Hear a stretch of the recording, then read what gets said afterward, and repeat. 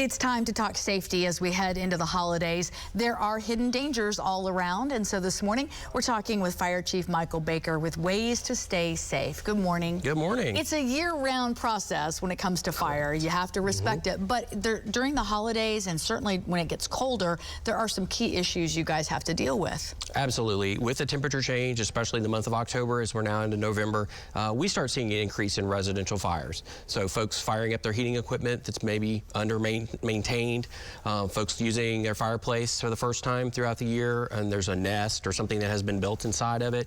And in general, you know, we have to always check on our elderly. And a lot of folks that have low incomes will use their oven as a heating device, and that's not obviously a safe practice. And so as we break out our space heaters and things like that, it's always good to keep them away from combustibles, no matter what they, 3 feet at least minimum. Secondly, you know, never leave anything unattended. You know, don't go to bed at night with your fireplace on. Make sure you have your heating and air conditioning serviced. Always, always, always. A year-round statement is make sure you have a working smoke detector, and it's always good to have a carbon monoxide alarm. If you've had repair on your home over the summer, we've had a lot of roof repair. Occasionally, contractors will forget to vent something, and it won't pierce the roofing. And so you might notice that there's a little bit of a headache or nausea or faint feeling. Make sure you have your systems checked, that they're working fine. The smoke detectors, is that still something the fire department will help people out with if they need them to be installed? Correct. We can assist with smoke alarms in your home if you're not able to find one or get one for yourself. So they just need to call the Tulsa Fire Department headquarters at 596-9444 and ask for someone to come by and check, especially if you're, you know, again, our elderly population tends to be a little more vulnerable and have mobility issues. They might not be able to climb upon a ladder. And families, we always ask that you reach out and make sure your families are safe. Yeah, check in on them. Okay, the video of always the year is the frying the turkey.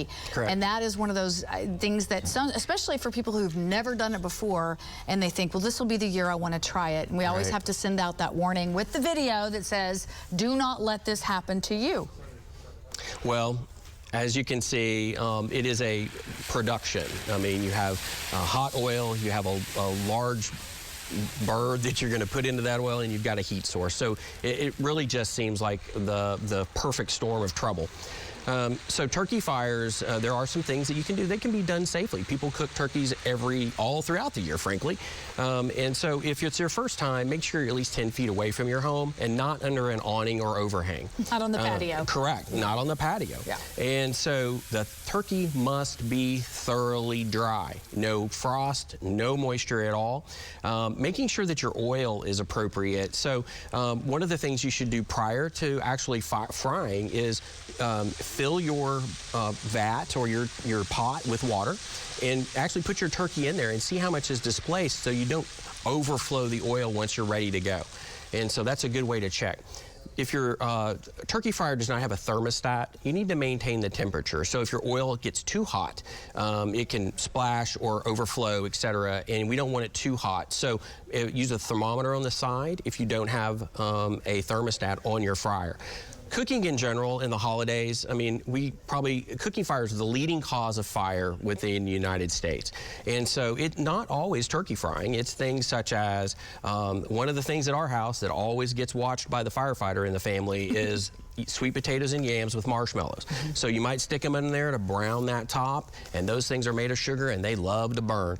If you have a fire in your oven, turn the oven off and keep the door shut. And if it continues to burn, call us. That's what we're here for. We're ready for the action that we need on the holiday. Yeah, for sure.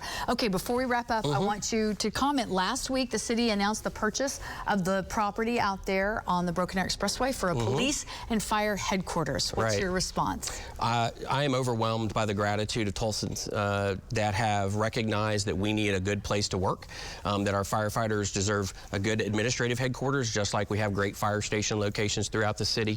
It will be a little bit of a change. We're moving folks that have been kind of isolated in different properties around the city to one location.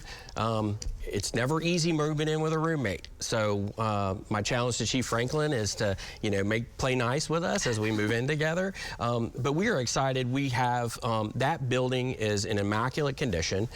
So it was a good option for us. The design and layout is good for a public Public Safety Center. We have done some initial studies on our needs, and we can fit in there with some space.